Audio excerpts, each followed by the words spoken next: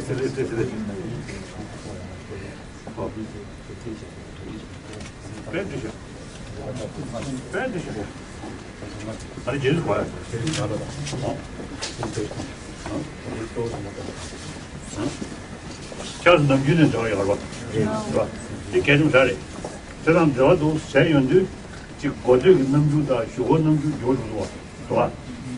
我确实呢，没让人习惯了，到是往下边吃，都先用的样倒是手段牛吃，是吧？那你呢？特别那是我们的先用的，能做地位大不了，怎么做打开吧？是吧呀？是吧呀？都不满足你我，是吧呀？都我们是先用的。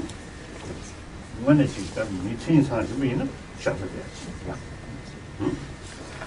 那他当案子，按照他之前的，让这搞的是搞的，但是你这让这的，我们说，你假如明天有些上班的，这个门就叫这多，是吧？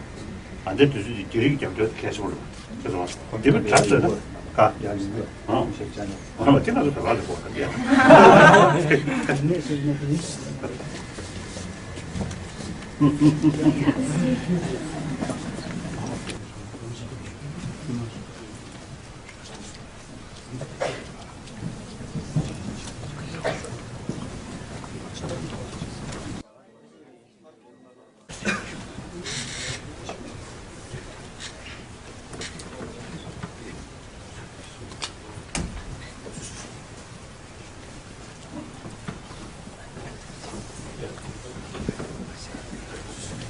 尊者达赖喇嘛长期以来的指导，也是我们汉藏新一代不可推卸的责任。其最终的目的是让藏汉两民族以和平共处、相互理解的原则下，一起寻求一个双赢的立场。去年5月份，尊者达赖喇嘛访问明尼苏达的时候，给200多位中国学生发表了演讲，以及听取中国学生们的观点和回答当时学生们提出的众多问题。少数学生们都表示，他们很荣幸能够拥有如此宝贵的机会去零距离的接触尊者达赖喇嘛，也很荣幸能够拥有如此宝贵的机会去了解尊者达赖喇嘛，还有去了解西藏的实际情况。去年5月份的交流会结束以后，参与的藏汉学生们一直保持着联系。就在去年年底，尊者驻北美代表处的贡嘎扎西先生又到明尼苏达，与学生们讨论，并且给予各方面的建言。通过大家的支持与参与，今天我们才能够成功的举办这场交流会。那么今天在场，我们大概有80多位学生，都是来自University of Minnesota, Carleton College, St. Olaf College, Macalester College, and as well as the Winona State University and Mayo High School. 尽管岁月不饶人，我们的老一辈正在慢慢的离去，但作为新一代的我们，用开创、理解与和谐的方式去了解实际情况，是我们汉藏新一代的重任。我也坚信，这是解决西藏问题的最佳途径。因此，我希望在今后我们藏汉学生之间的友谊会更上一层楼，也希望能举办更大而广泛的汉藏学生交流会。最后，我代表在场所有的学生，再次由衷的感谢尊者达赖喇嘛在忙碌的日程中给我们演讲以及回答问题，谢谢。那么我就不在这浪费时间了，下面有请尊者达赖喇嘛给予我们演讲。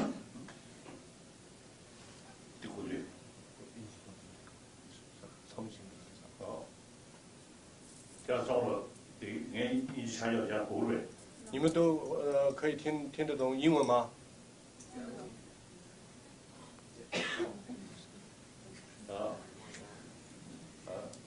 ？And my English is something special English, broken English. So those people who are not very familiar My English sometimes difficult to understand.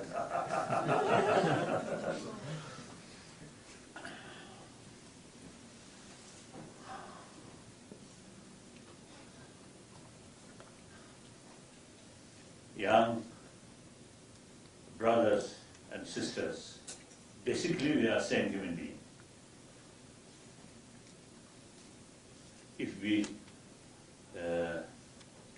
look from space on Earth, on the blue planet, just one planet, no boundaries. We may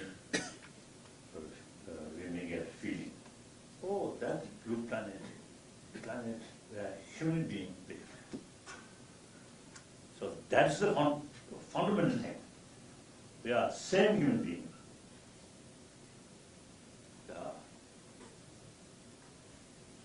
If we maintain that feeling, then hardly, you see, no basis killing each other, cheating each other, bully each other. And the reality, we are social animals. So each individual's future depends on the rest of the community. So naturally, from fundamental level, we have no reason to fight. However, it also fact or reality eventually, I think, man-made sort of demarcation, border of different nationality and different sort of interest or different system. I always telling people, and also myself, you see, totally sort of believe, yes, there are problems, there are different views, different interests, but while we are trying to solve these problems, if we maintain the concept of oneness of human being, then things become easier. So, in any way, now here, particular case, with Han people, we Tibetan. So, we are different, so sufficient reason to fight.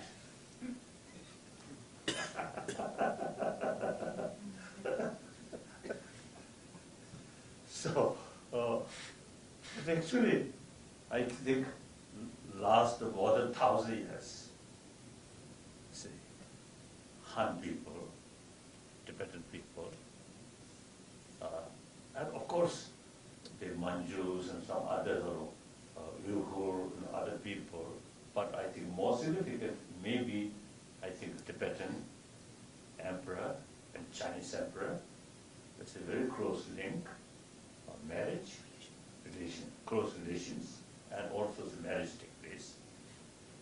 So I think almost 2,000 years, you see, we have some special relations. Sometimes very happy sort of moment, sometimes a little difficult period. But now, the last few decades, see some problems. But still, Chinese people, we Tibetan also, you see, we are the Tibetan, it's 1,000 years. Our ancestors lived together, side by side. Now, particularly, now this moment, now we are already in 21st century. Thinking, many parts of the world already changing. Look, European Union, in early part of 20th century, or mid-20th century, the national interest of different sort of races, so something very, very sacred, very important. The later part of the 20th century, more mature, becoming more mature, they are thinking. So thinking about common interest and create European Union. Now here, I always admire the spirit of European Union, European Union. So Tibet case, we have our own language, our own script. Our script, not copied from Chinese script, maybe a little closer to Indian Devanagari sort of script. And then also the grammar, a little bit closer with India. But in any way, it is independent, our own language. And then, long history. I think I want to, now this is okay now, not much time. So, but now today, we must think reality. So therefore, Tibet, vast area, small population. Every Tibetan wants modernized Tibet. So therefore, in the meantime, it's Tibet which is very, very backward. So therefore, Tibet remains within the peoples of China. It's our own interest. So, we fully committed, remain within the peoples of China. And meantime, we should have sort of, let's say, the meaningful autonomy, self-rule.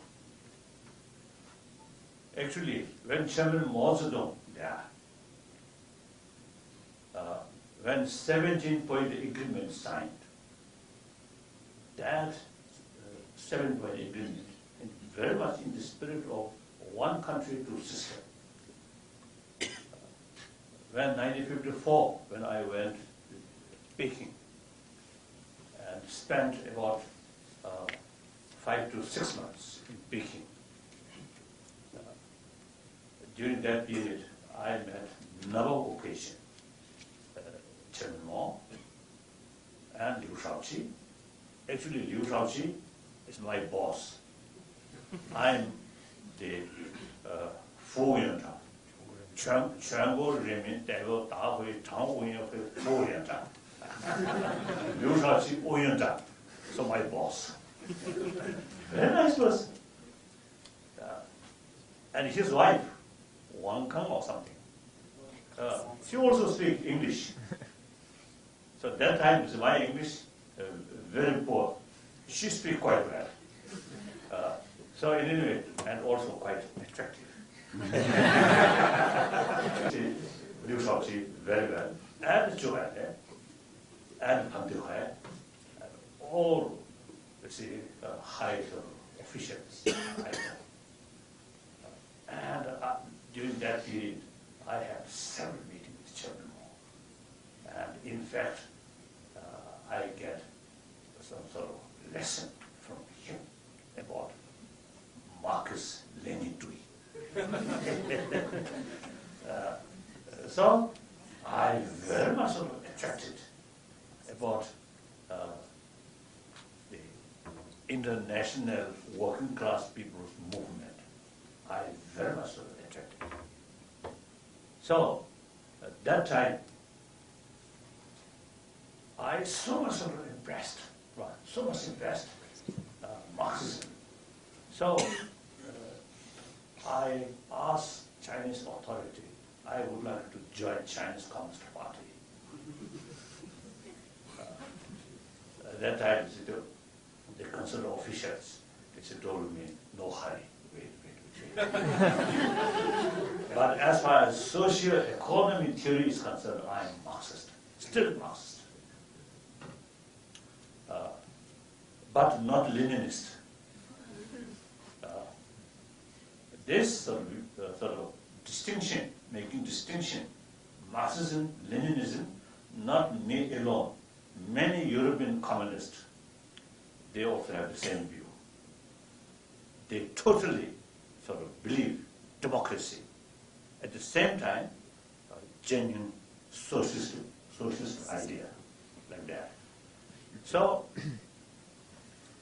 at that time, we really, now one example, when I went to Peking, and then when I'm coming back, same route, the Kanza. So when I returned from Peking to Kanza, and then at one place, Tangkoha Sling coming to Peking. So on road, we stopped and we had tea and some chat. And I told him, last year, that means 1954, last year, when I go through this same road to Peking, in my mind, fear, doubt. Now, after 1 year, I'm coming back, same road. Now here, with full of confidence, full of hope. Like that. So,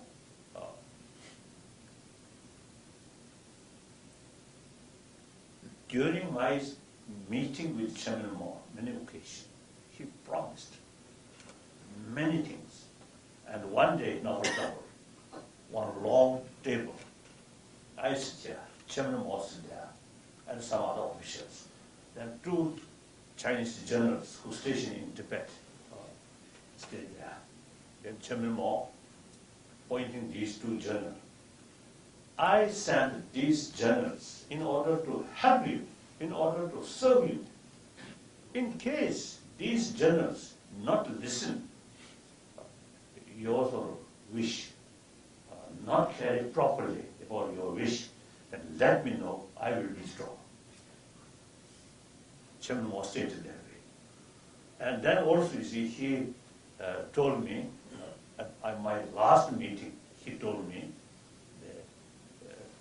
keep close contact and write directly to me, Chairman Mao. And in fact, when I leaving the last meeting, that last meeting was not sort of formally planned. As I mentioned earlier, in I think at the Tong we had meeting. The Liu Shaoqi there, other deputy vice chairman, the deputy chairmen of the steering committee. We stayed like this. Then, all of a sudden, one messenger approached me. Chairman Mao waiting, don't have, but he wants to see me. And then, as a protocol, I asked him, please report my boss, Liu Shaoqi, and then obtain permission. Then he approached Liu Shaoqi, and then Liu Shaoqi saw immediately, then I went. And that's the last meeting. So when, after finishing our meeting, Chairman Mao himself came to see me out. And opened my car, and I go inside, and quite cold weather. Still Chairman Mao standing, and you see his physical movement not very sort of. So he has a rather awkward movement. See, when he looked this side, so even that kind of head, you see, got that. So I still remember very clearly that moment. You see, we last few months we developed genuine sort of friendship, and in fact, I developed feeling he as a father, my father. He considered me as a son. Wonderful, wonderful, authentic personality because of the strange sort of story. As is the Chinese tradition, when we lunch or dinner, the chopstick, you see the person use the chopstick, you see, take some vegetables or things, and then put guests on plate. So Chairman Mao often do that.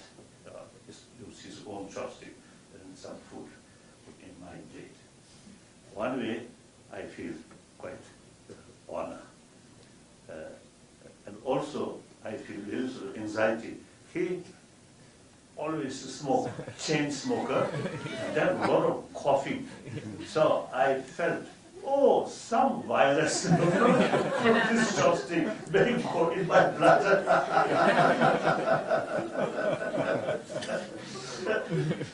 So then even 56, when I was in India, Buddha generation, 200 Horum came to Delhi. Of course, beside their business with Indian government, they also mainly come to see me and pursue me. I should return to Tibet. Then Chohande told me he carried some message from Chairman Mao, the reform, now postponed another 6 years. After 6 years, if still necessary, can postpone indefinitely.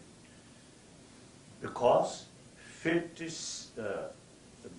end of 55, beginning of 56, some crisis happened in eastern part of Tibet because of the reform.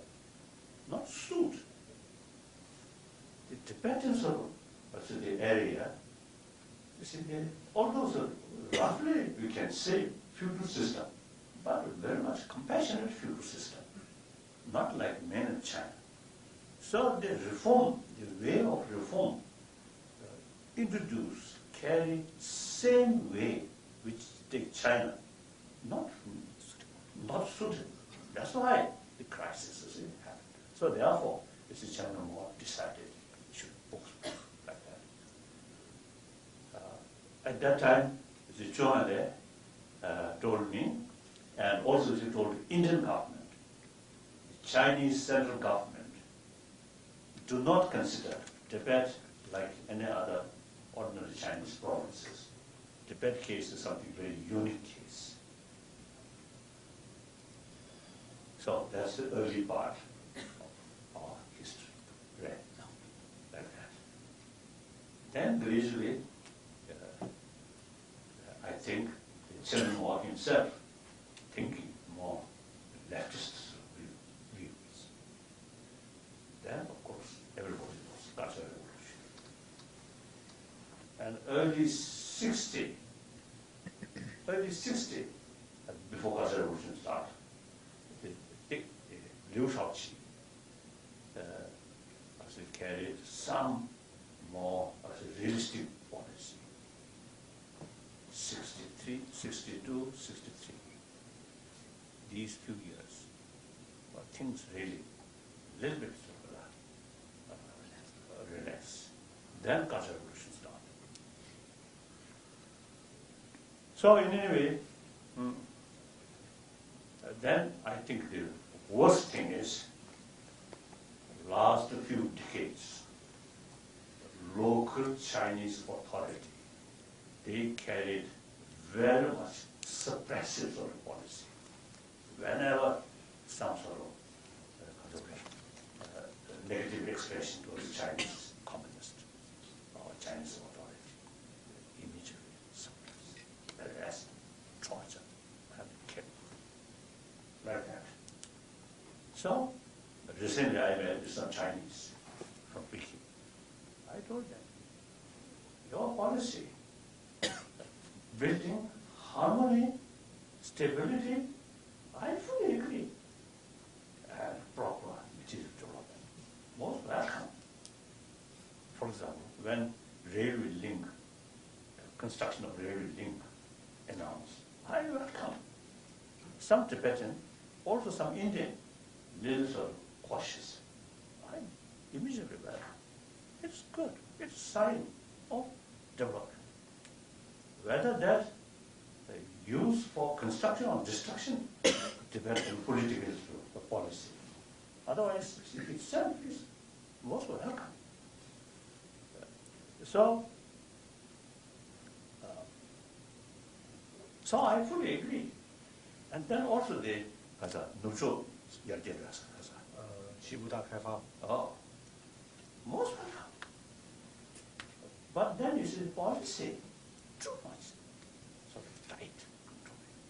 And then worst thing is, some local officials during Cultural Revolution, they made some pledge within 15 years Tibetan language will eliminate.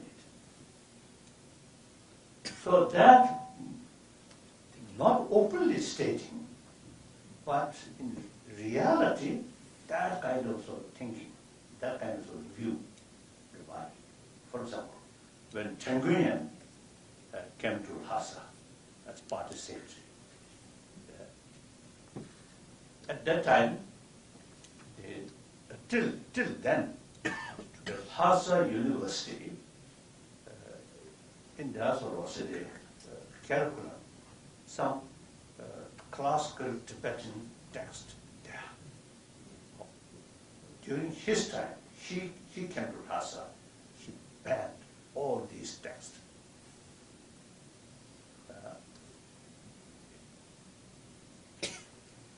Later, I think a few years ago, I met some Tibetan teachers in the Lhasa Tibetan University. They told me, they personally told me these stories. So they were also text simply translated from Chinese text. And then also the monasteries or nunnery, they intensified political education. Many monks nuns dismissed.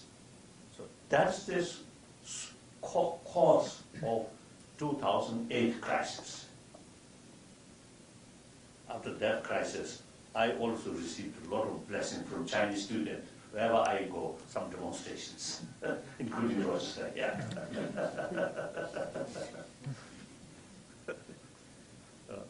So, actually here, this hospital, I think some may remember that. You see, because I think about 100 or about 200 Chinese students, came and demonstration.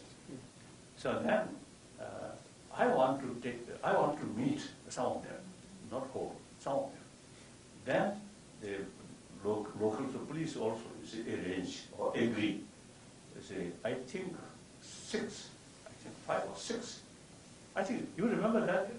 Oh yes. Oh, 5 or 6. You see, finally arrange. And I said, right. Then those Chinese just I think two she seems to be willing to listen my explanation. But the rest, no willingness to listen, just to say, express their anger. And fortunately, between us is one table. Otherwise, they may slap on my face. So everywhere, United States, Europe, Australia, soon after 2008 crisis, wherever I go, it is quite now routine. Wherever I go, some Chinese students' demonstrations. But these demonstrators, not very serious. They simply come and not that much of enthusiasm. some area, I think one time in Holland, some demonstrators there. Actually, they got good lunch. And they almost become assets of the holiday, like that. So, in any way, soon after 2008 crisis, which is such as that, then Chinese government must sort of suppress Tibet. I think since, before that also, you see, I think almost 500,000 Tibetans killed. Then after 2008 crisis, also you see, many of them killed and simply disappeared. So I told the Chinese whom I met recently, your sort of, this policy never achieved stability and unity. In order to develop unity, stability, you must approach realistic policy. Then,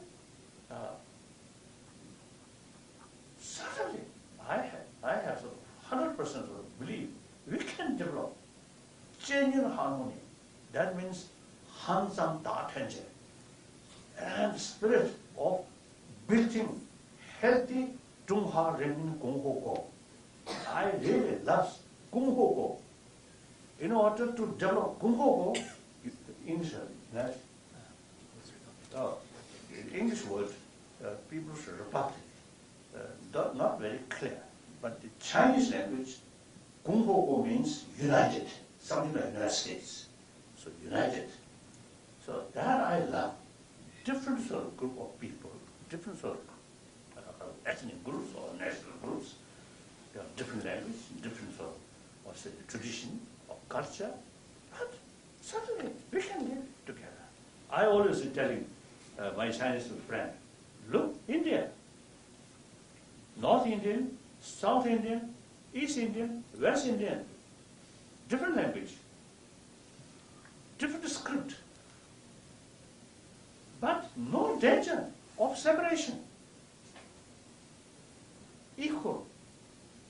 Government treated equal, as central government represent from all these states equal. So no danger. These narrow-minded leftists of Chinese officials, in their mind, so long, some separate sort of culture, separate language, their separate identity, they fear, that might be cause of separation. So one time, Tenguyen,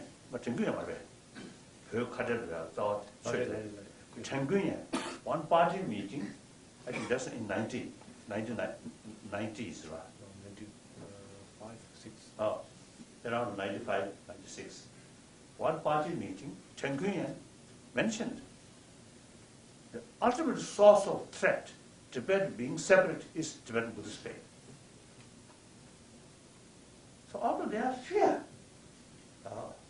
and then they carry certain sort of policy which brings a lot of hurt to Tibetan mind. So now, after 2008 crisis, I publicly expressed now my faith towards Chinese government now become thinner. But my faith towards Chinese people never shaken. Chinese people, hardworking, realistic, wherever they live, they adapt to the local environment and self-sufficient. And on top of that, they carry your culture. So wherever bigger Chinese community there are, the Chinatown eventually develop. In San Francisco, in many places, in New York also. I think in India also, the Chinatown there. So sometimes I teasing my Indian friend, why not the Indian community, like in England, Birmingham, many Indian. So I teasing them, why You see, you create in the dark.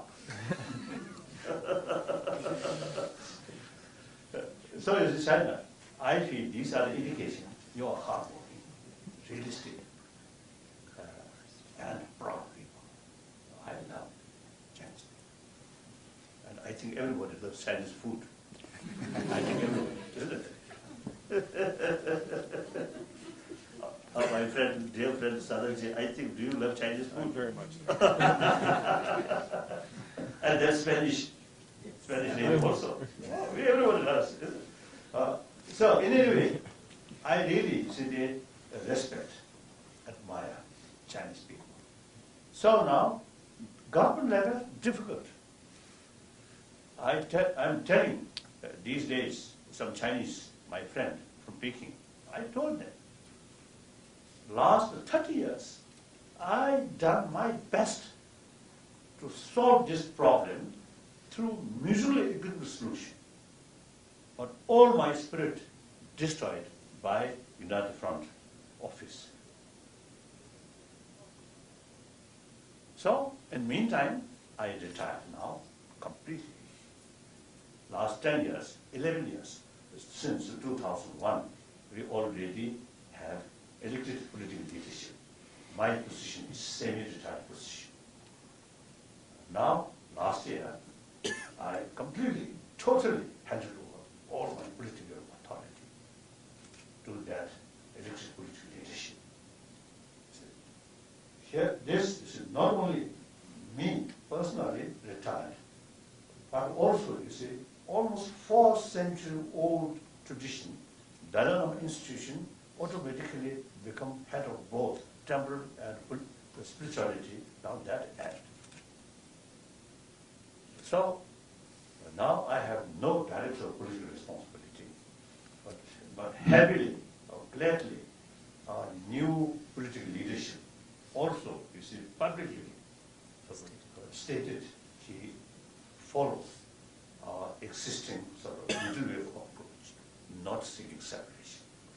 So, and then also soon after 2008 crisis, or even before, in Canada, I think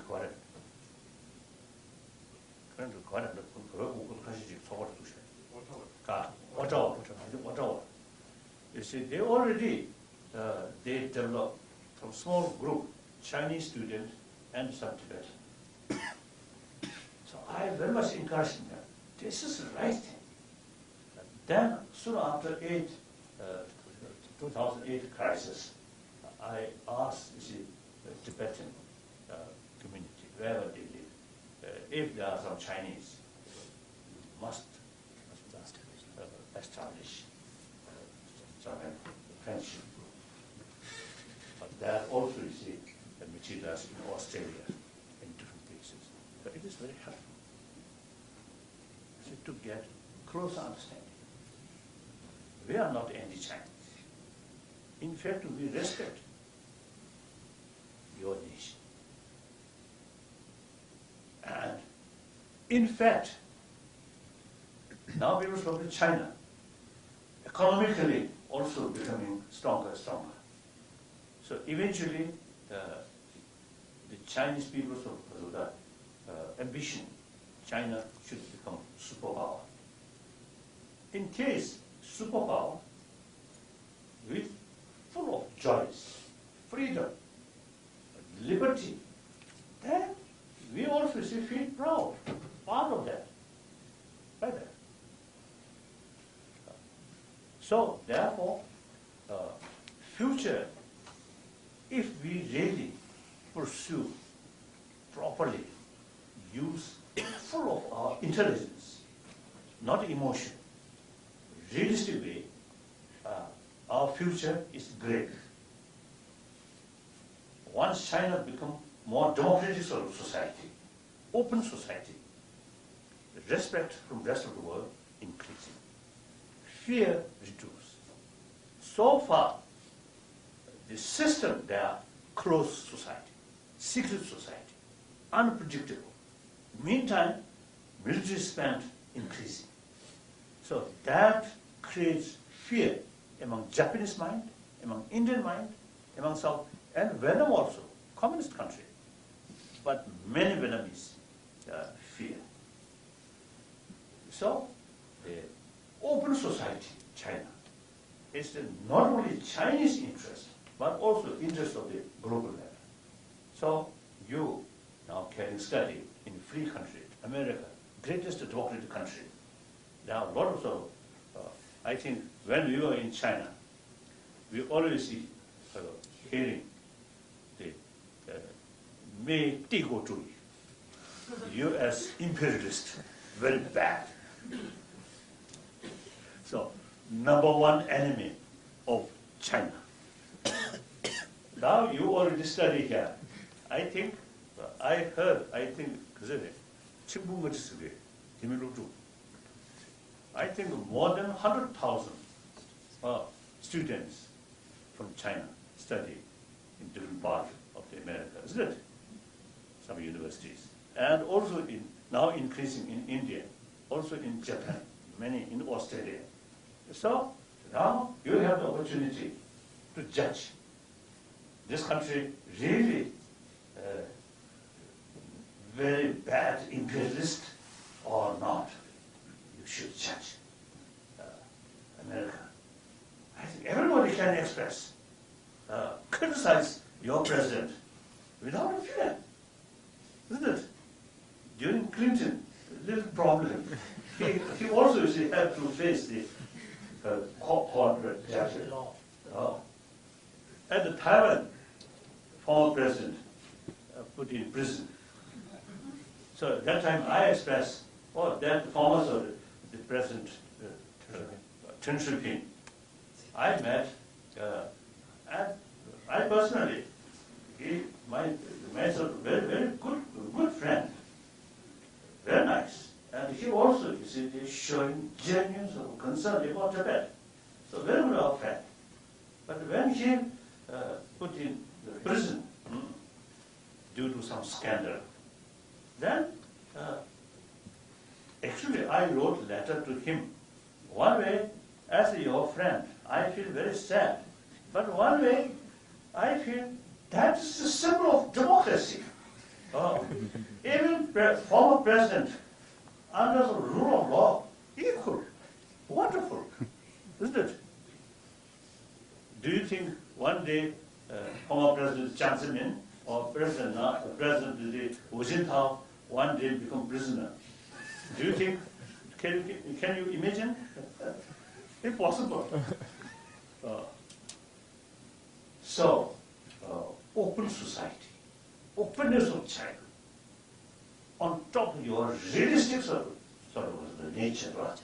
Hardworking, plus on that freedom, opportunity, use individual creativity, then you will really, I think, the realistic leap forward, then can materialize.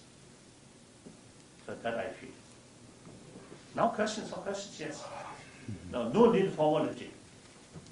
As I mentioned earlier, we are same human being. So we are sort of same human brothers, sisters. So whatever you want or to ask, please. Yes, some questions. Thank you, His Holiness. And next we'll begin the question and answer session. So please keep your questions short and clean so we can provide more opportunity for the rest of the students here. Yes? And then we have 2 mic runners on each side, so. Bukheji sare. Bukheji mare. Bukheji. Yes? Thanks so much. I think your speech is really impressive, and I do respect your opinion towards equality and freedom. But during your speech, I don't really agree with one point that you always try to distinguish Tibetan from Chinese. Because I think from historically, like after Manchu conquered China, like the Qing Empire, their policies are like no matter you are Manchu, you are Mongolian, you are Tibetan, or you are Han, like only people they should identify themselves as Chinese. So do you think is it proper to distinguish Tibetan from Chinese? And And also at the, I think. Yeah. Oh, sorry, sorry, but I have another question. Like because at the Qing Dynasty at that time, like the Tibetan, you joined the central authority. That time you are kind of ruling classes, and you also mentioned that after 1949, you were still in power as the 副委员长, right? No. No. Oh, okay, sorry for that. Wrong information. Wrong information. I'm sorry for that. I'm still alive, so fortunately. But, no, I mean. So the enthronement, me, yeah. not by Chinese delegation. And even, you see, the decision, me, as a 14th, Reagan is a 13th Dalai Lama, or 14th Dalai Lama, not with Kuomintang Nanjing government permission, no. Mr. Mabu, who signed the 7-point agreement and whole his life remained high sort of position in the government of People's of China. I think in 1980, Mabu has signed that. 89. 87. Yes. One time when he came to Lhasa, one sort of official meeting, he made correction.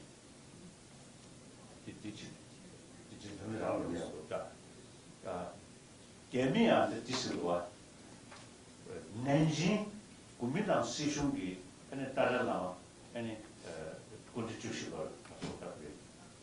chosen research. Pershungi Nishu research. Mabuki Nishu di Yemi, China, Nanjingi, Examining Yosaria, Dawa Dredge, permission shoot, Dawa Chinwa. Dawa Chin Yuzasha, you currently was learner, Chitangi, shoot Tabsachin Loria, information chain, and the good Jushi with the thank you, research. Information of China model, this Shunji, you know, the Mabu strategy. Shunji, Shumarayaris, Yigamarayo, Tombuya, they can't have it. So Mabu ran photo share. So this is a Tibetan official, Ngabu, who remained a high official within the People's Republic of China. And in 1987, during one of his visits to Tibet, he in fact made a very important clarification, because he said while he was in China, he also heard this idea that the recognition of the 14th Dalai Lama was done on the basis of applications made by the Tibetan government to the Nanjing Kuomintang government on the express permission of the government. And so he asked permission to do a research among the archives of that period. And then what he found was basically an informal letter informing the Nanjing government of this fact. And it was done on an ordinary paper, and Ngabu said he knew in those days official documentation needed seals, and they were generally written on a different kind of paper.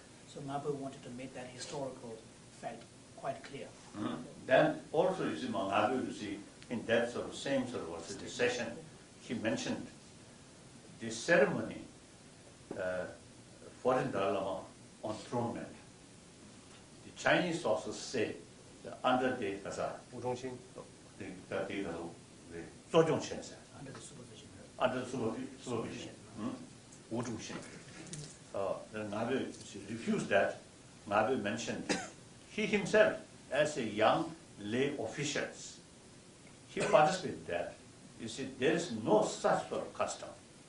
Simply, you see, all these functions are carried by Tibetan officials, no Chinese officials. Chinese officials there with British Indian representative and Nepalese representative, they remain together. That I remember also. I also remember like that. So in any way, now I think some Chinese document say China's Tibet.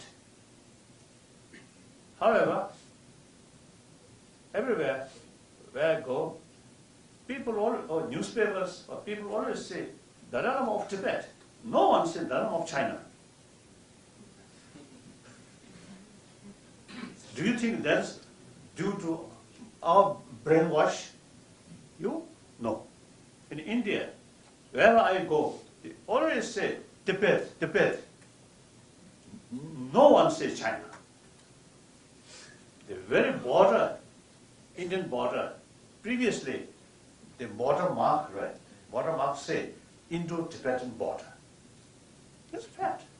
And then more important, 1955, when I returning, speaking to Hassa,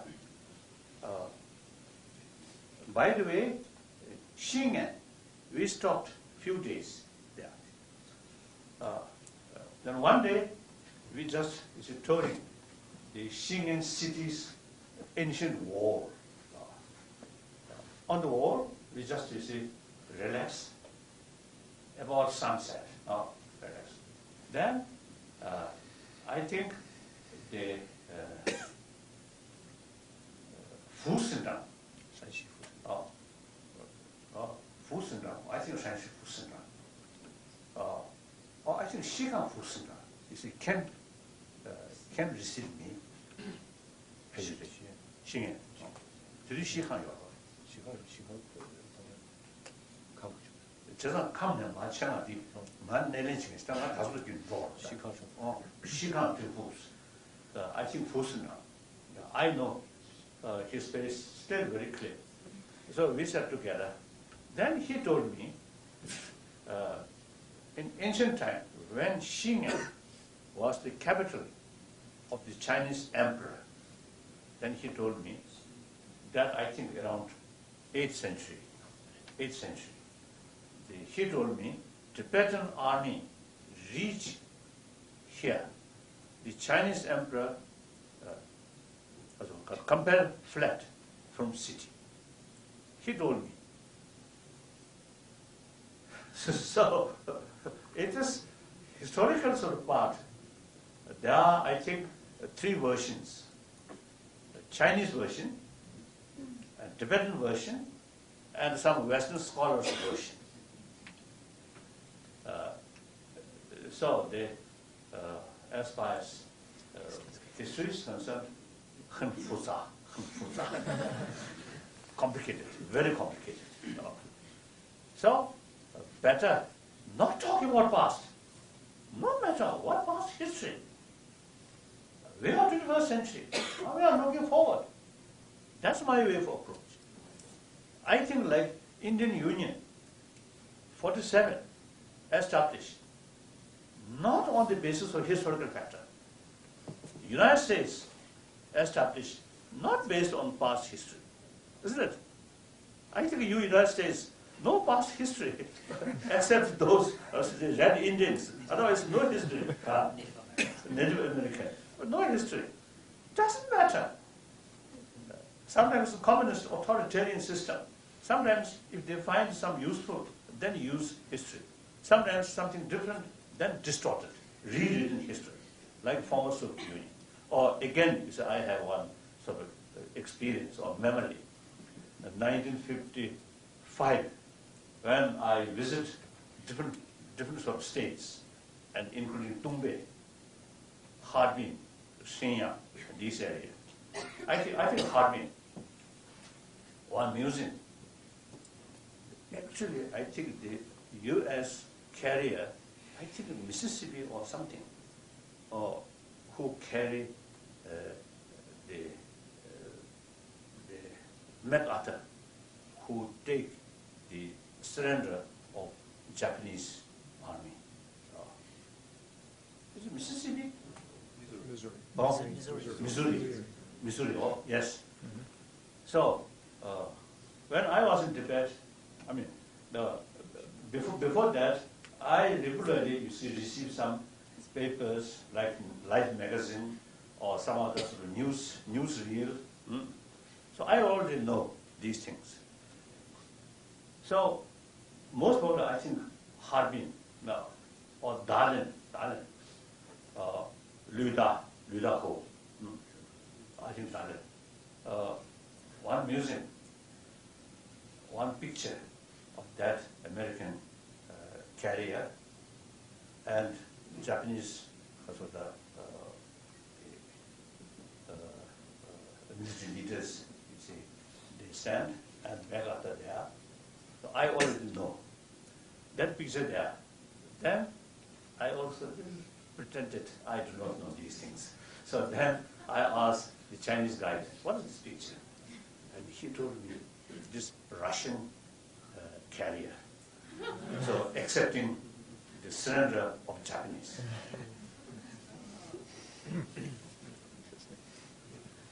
I didn't say no. I just like that. So you see, quite pity. The totalitarian system, they really consider propaganda is something very forceful instrument. Nowadays, you see other sort of ways to get information, so not much sort of meaningful. In the past, you see, they really manipulate propaganda information. So they really done something. And soon after the Soviet Union collapsed, another occasion I visited the Soviet Union. Then one my friend told me, now in Russia, no proper history book for study, because the past, the publication during Soviet Union is much distorted, so not reliable. So new history book not yet developed. So no history book study in many schools. So Chinese case also is a communist, such sort of propaganda. I think another sort of my argument with him, with you, say during Cultural Revolution, all propaganda say great achievement. Then soon after Cultural Revolution end, then the propaganda say, oh, there are a lot of achievement. Meantime, some distractions. Then later, 11届三中全会的时候，就是对文革的这个反思。The Cultural Revolution only destruction. So same source, Communist parties sort of propaganda. Different time, they see different vision, according to their own sort of political sort of view, like that. So don't rely those officials of the version about past history. It's dangerous.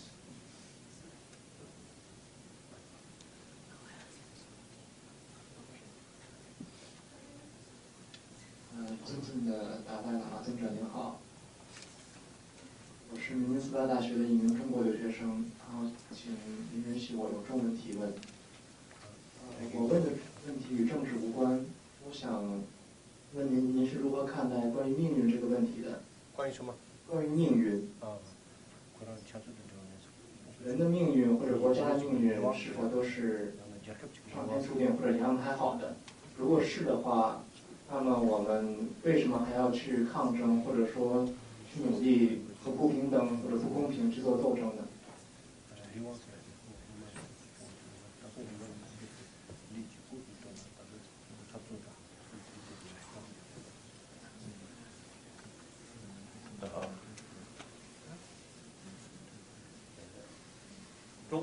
好，你听得懂英文吗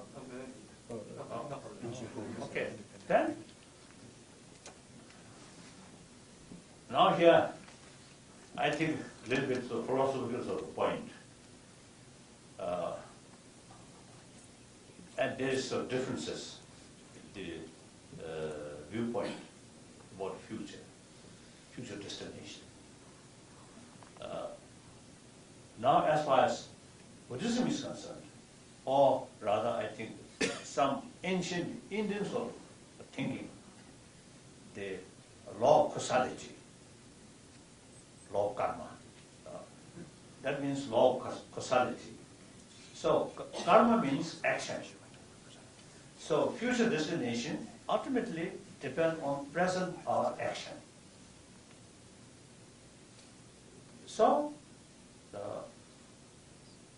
certain destination due to past sort of mistake action, but we can change that with sort of better education, more sort of wider visions, understanding. Then we can create new action. We start new action.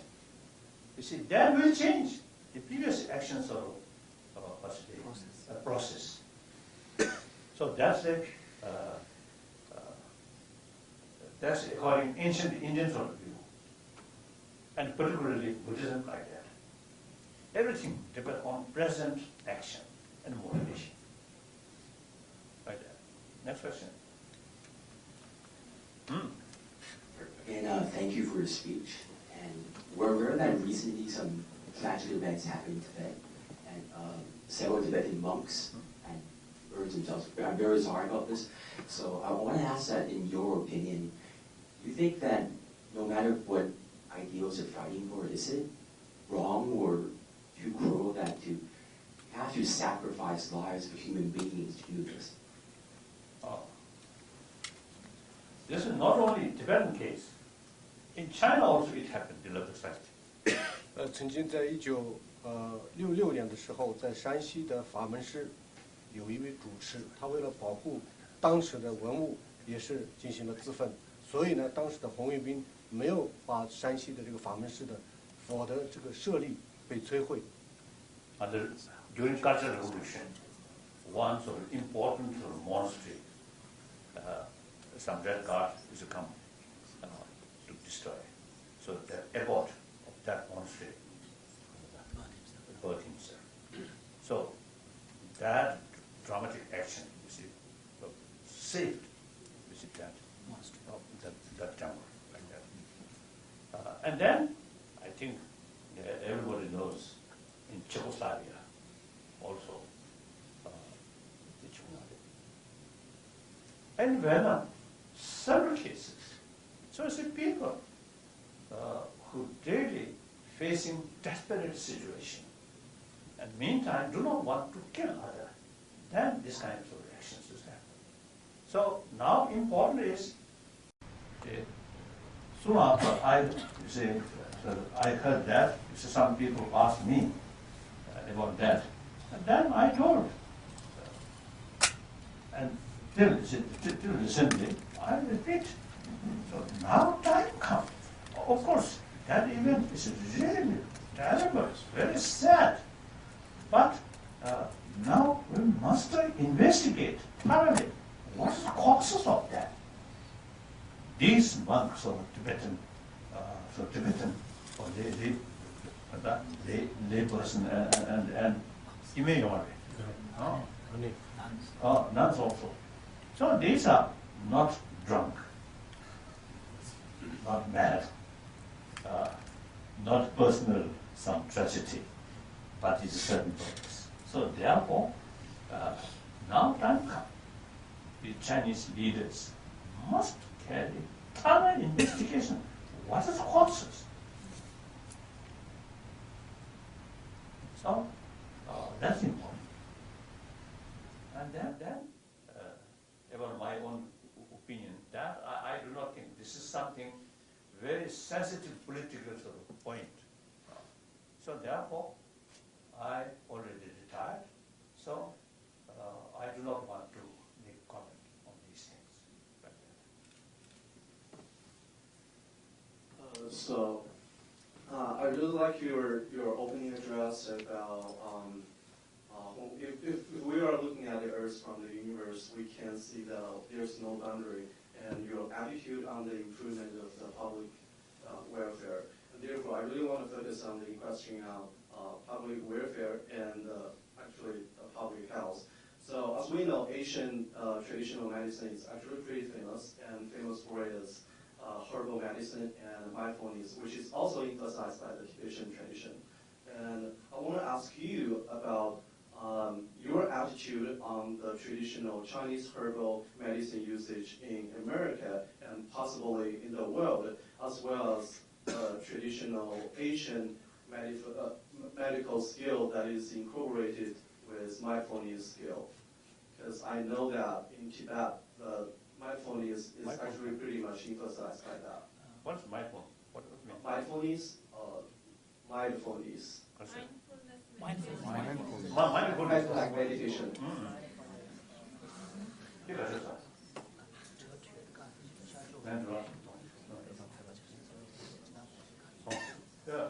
Yes,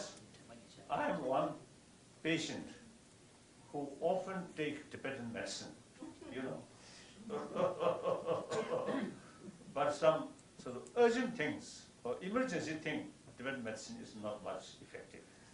So we have to accept allopathic medicine much more effective. But long run, and as a preventive measure, Tibetan medicine is very good. And then Chinese traditional medicine as well. Zhongyu, Zhangyu, Xiyu, wonderful. And India's Ayurvedic medicine, medical system, wonderful. And then Unani medical system, mainly I think from Persia, this area, in ancient time. So this, however, I always telling it's Tibetan, the concerned people. Now, it is wrong. We simply contented and use our traditional way. No. Must sort of further research with sort of use or with help of modern sort of scientific research. And I really want to know what is your attitude on the publicize of the usage of this kind of medicine, and how can we possibly just improve the usage more widely, or just tell people that this is really effective? Well, I do like any other sort of work. First, I think I have very strong views or opinions. We should have some kind of international conference about these ancient medicine, Chinese medicine, Indian medicine, Arabic medicine, Tibetan medicine, some kind of sort of seminar, and meantime carry more research work. Then already in India, you see, like all India medical institution, you see, some doctor, through their own personal experience, sometimes some patient who come to their sort of institution, they recommended it, you should treat Tibetan medicine, you should ask Tibetan physicians. So like that, you see, awareness, more awareness, then you see, interest, you should develop. That's the only way. In order to do that, not like communist propaganda, but we must further research and some sort of discussions. And then make more publicity like that. I think possibly eventually open here in this big hospital, one section, Asian, ancient medical sort of medicines. Maybe good. One wonderful thing, you see, experience of Tibetan physician. No other instrument, simply the test, pulse. Feeling the pulse. Pulse. They, you see, can tell, oh, last 10 years, 15, 20 years, you have some kind of problems, such as problems. And in future, there could be some possibility of this danger, this illness, that illness. Those sort of properly sort of trained and experienced doctor. So the potential is there. And modern doctors, you see, with instrument here and a lot of things. So those ancient sort of our physicians, just a few fingers, and then test urine like that. I really was surprised sometimes. Those really qualified. Nowadays, unfortunately, some is machine. Of course, these days you do find those who claim to have this expert knowledge, but their level of knowledge is not that high. So that's, even you see teachers, now in China, some Tibetan claim themselves as a great teacher, but actually a spiritual teacher. I think 15 years ago, 15, 20 years ago, I met one Chinese from mainland China. He told me some Tibetan coming to China, they say they are great spiritual teacher. Then many Chinese Buddhists are very, very devoted, so and sort of respect or faith. Eventually, such sort of spiritual teacher actually seeking money and sex. So there are such sort of danger to such potentials for abuse. So we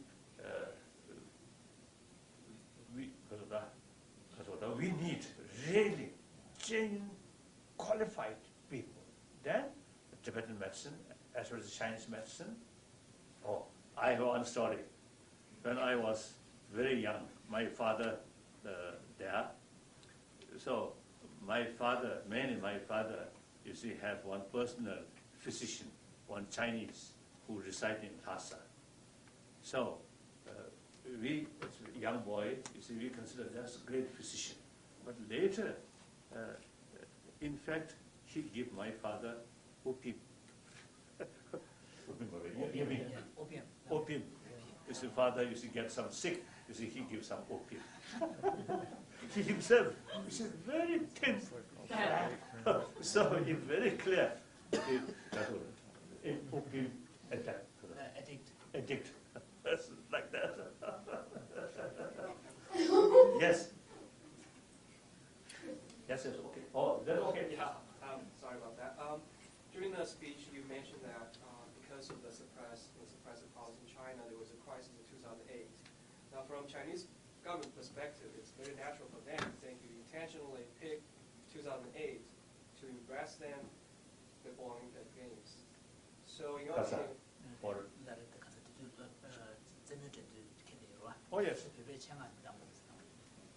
So, in your opinion, how to build this mutual trust between you, Tibetan people, and Chinese government?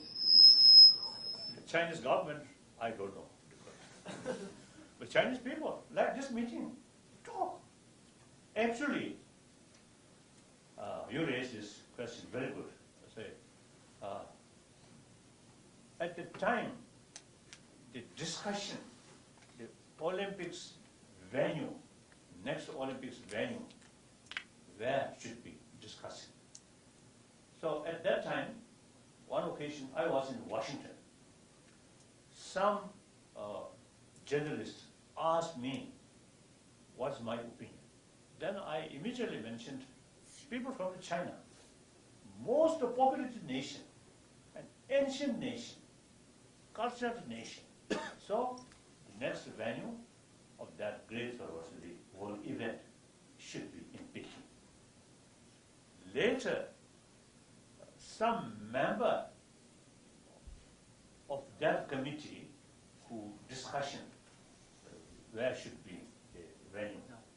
So one member, she told some sort of friend, and then through that way, I was told my public sort of comment is very helpful, making finalize the venue should be. So actually, I made some contribution, like that. Just opposite. Then meantime, after we noticed some sort of unfortunate event in Paris and London, then there was a torch, Olympic torch, the next sort of the place, San Francisco or something. So San Francisco area, quite a number of Tibetans there. So I appealed Tibetan in that area. Please don't disturb, you see, that sort of event. And then before that, I also see appeal,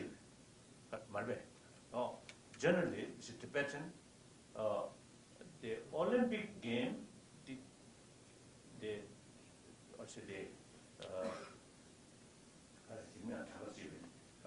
over billion people of China really feel proud. So we should not disturb that. That's fact. The Chinese government, all these problems we created. Then eventually it described me as a demon. So instead of living Buddha, they consider me living demon. So when I received that sort of information, actually I was in Italy. So many mayors, different towns or different cities in Italy, they usually kept Tibetan flag on 10th of March. Oh, that Tibetan flag also. You see, I often telling those people who carry Tibetan flag, Chinese sort of officials always protest. And also inside Tibet, whenever they saw, they see that flag is something separatist movement. Actually,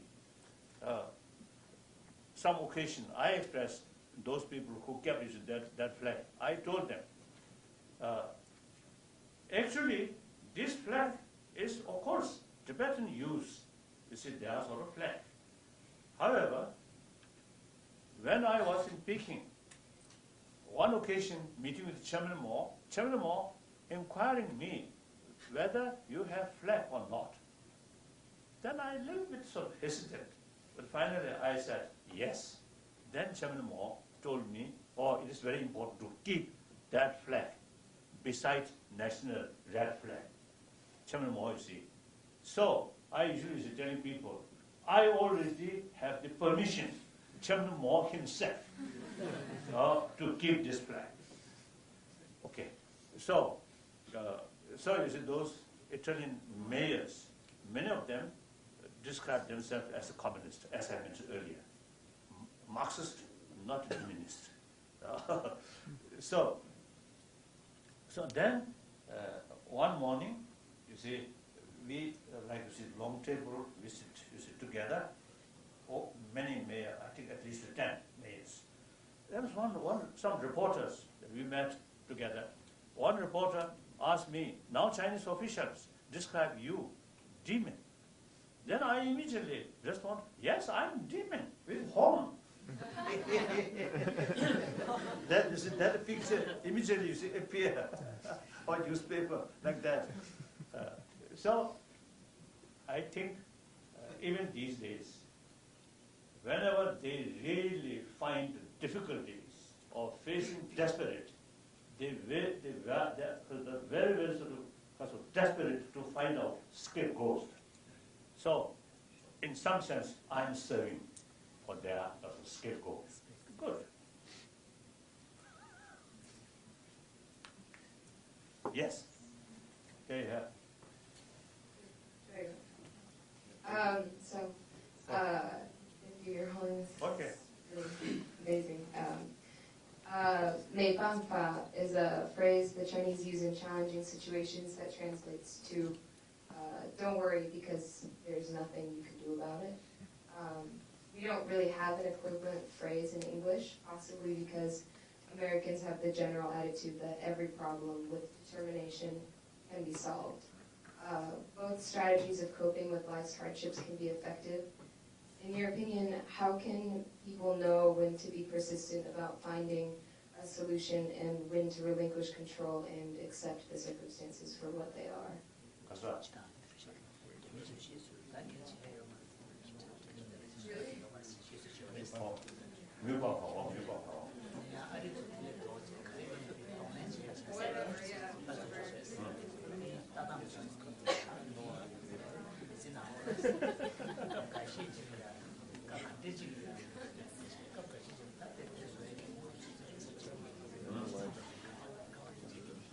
I think, frankly speaking, if may I say so, Confucianism, obedience, 말해, 공주, 공주의 뜻을 알아야 개를 같이 그랬어, 공을 같이 그랬어, 숨쉬기도 와. 就是孔老夫子的他的儒家的文化里面，他提到了就是一定要敬老，就是尊敬这一个道理。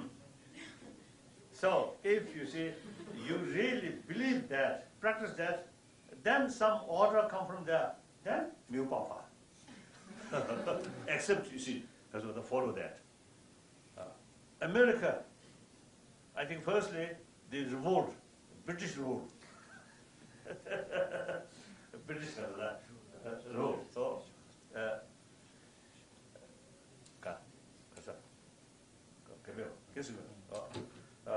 so the democracy, really, you see, developed. So it is really American new that since America, this new America is developed, the democratic sort of that idea is very much in people's mind. So each individual is your own master. I think Buddha also stated that you are your own master.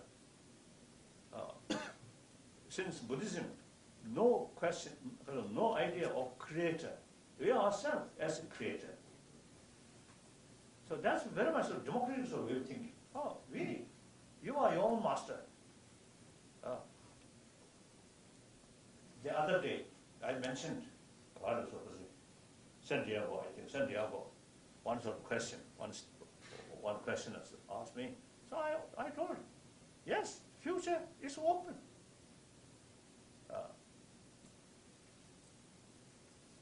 Although no guarantee, but still it's open. So much depends on oneself. Make effort with determination, with sort of holistic view and realistic view, realistic approach, then you say everything, anything can be possible. So with your self-confidence and willpower, and with sort of, because of that holistic view, that brings your attitude to become more realistic. So realistic approach with determination, anything can achieve. Anything does not mean Of course, anything within reason. For example, like it wouldn't include human beings able to spread their wings and fly. Such things are impossible. But otherwise, you see, anything possible. I think that spirit must keep. Obedience, that sort of kasoda, that practice is not good. So Buddha himself, you see, told his follower, oh my follower, monks, nuns, scholars, should not accept my teaching out of faith, out of devotion, but rather thorough investigation, experiment. So I think China, basically Buddhist country. Before Buddhism reaching Tibet, China, I think at least 3-4 centuries earlier, Buddhism already there. Again, my argument.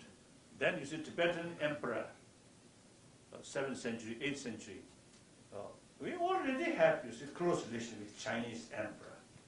But we prefer, Buddhism is concerned, we want to, because of that, we want to contact directly with India rather than through China, through Chinese.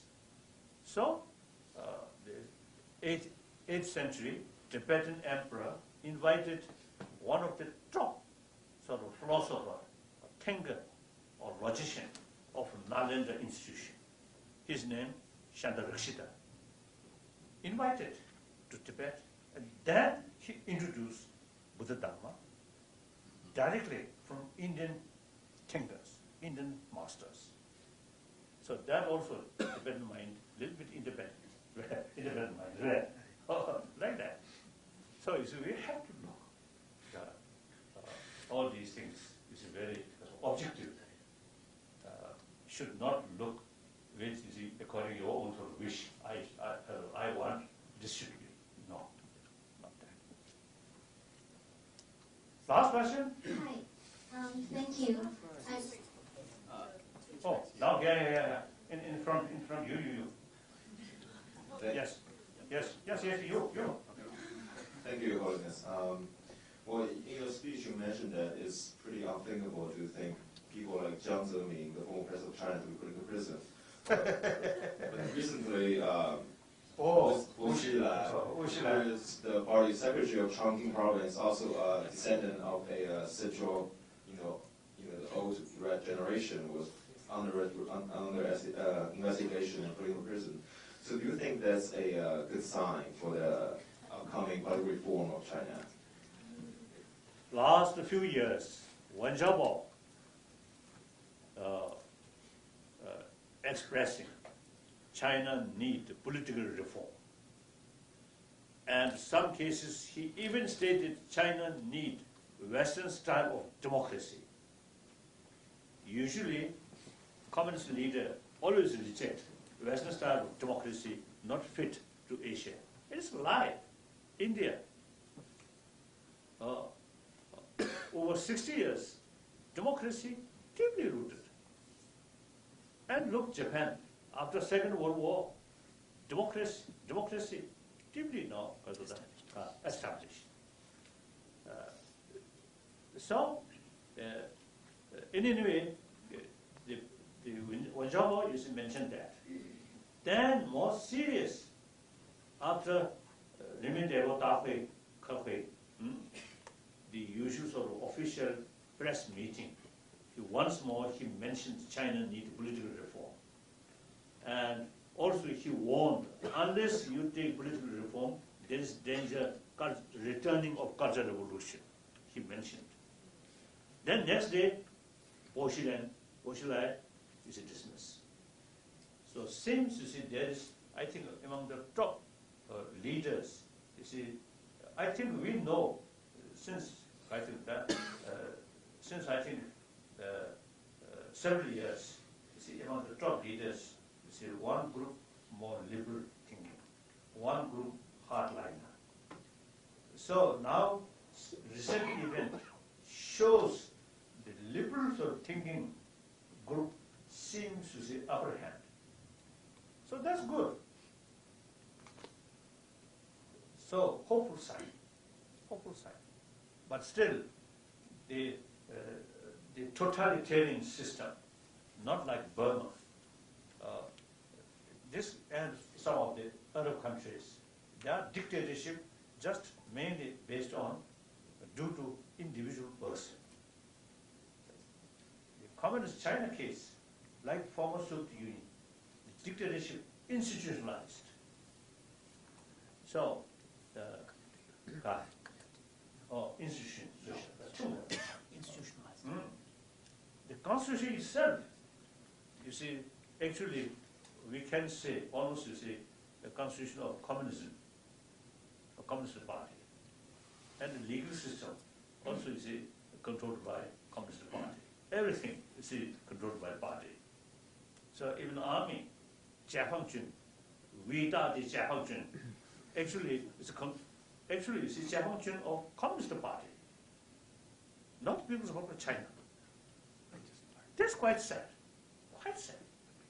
So these days, you see, many occasions, I express, now 1.3 billion Chinese people have every right to know the reality.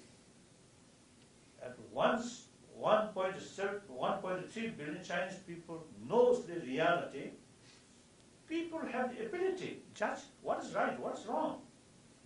Therefore, censorship is really immoral.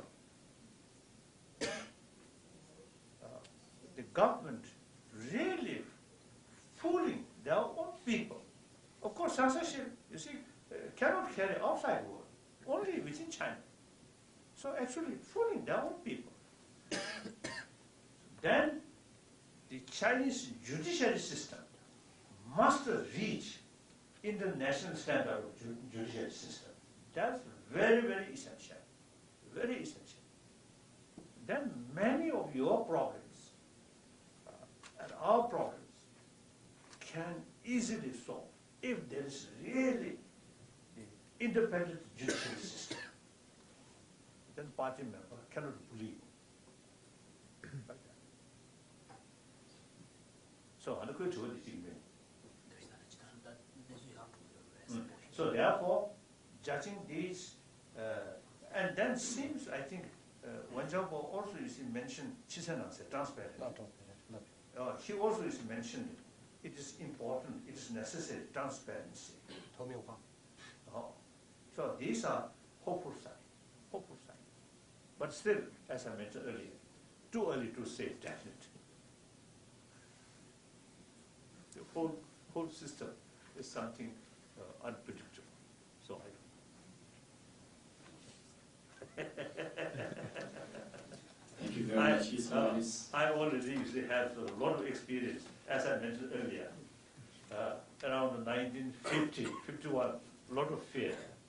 1954, 55, full of confidence. Then 50, 57, 58, a lot of anxiety.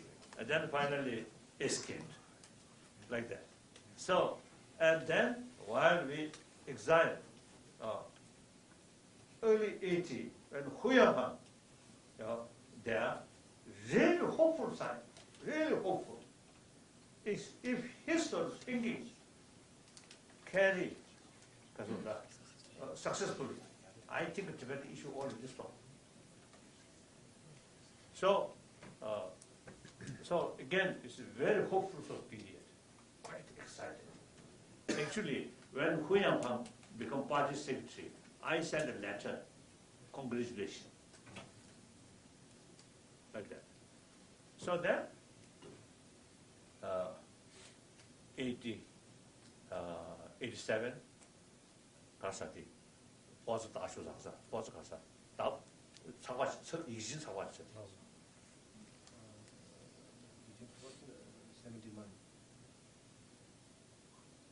어쩌는 쓰다, 레스 나인 레. 딱 하다 마우스 시야지. 마우스 language. I think 80 around. I think 86, 87. Then some democratic movement in some Chinese university. That finally lead the Tiananmen crash, Tiananmen event. So during while we are in India as a refugee, so much ups and downs. Whereas India, during Indira Gandhiji's later sort of period, emergency, so many Indian, there's a lot of complaint. But through election, no single shot, very smoothly, very smooth transition. So India, really, the democracy, deeply rooted. So I think many things. I think when you finish the study, or even if it's some sort of holiday or some vacation, I think worthwhile. Visit India, see. I think both India and China, huge nation, ancient nation. Meantime, a lot of complicated. So I think best way to face complication is openness, transparency, and democratic principle. Much easier, much easier. Yes, now last question. One last question. I think one lady, yes, there. One lady, yes. Yes. That with the red. Oh. Yes, now last question. At least one red. Thank you. Lotus Dalai Lama. I'm a scholar from China. I have two questions.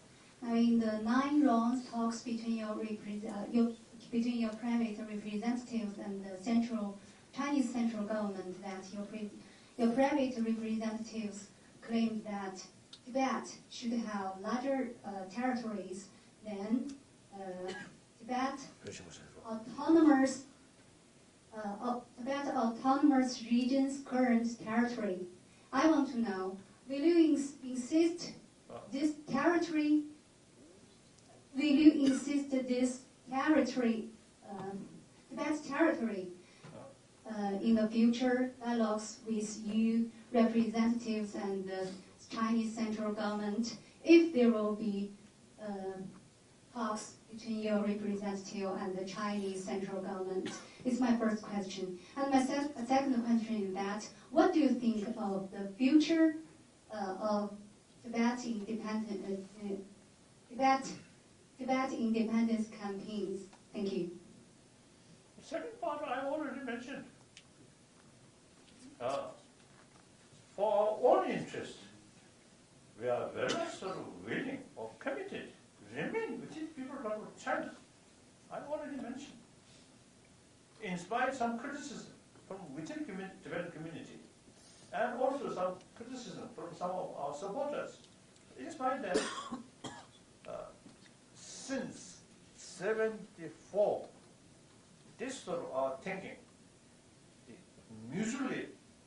acceptable, agreeable solution since 74. We decided no change. So don't worry that. That's the first part. The first part. If we fight for independence, then 1 inch of territory is something matter. But we are not seeking independence. We are very much waiting. Remain within the people of China. Therefore, you see, we are asking Chinese central government. Central government accuse us. We are demanding Greater Tibet. Here, Daxizang.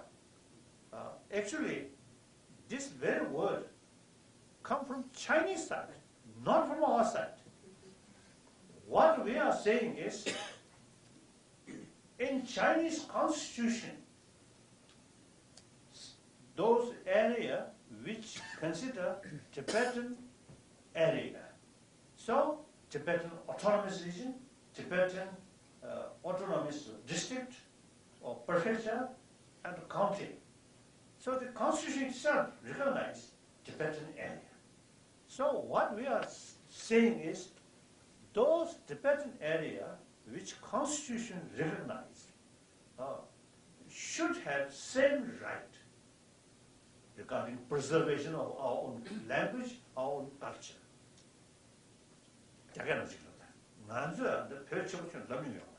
我们从来没有讲过这个大西藏这个概念。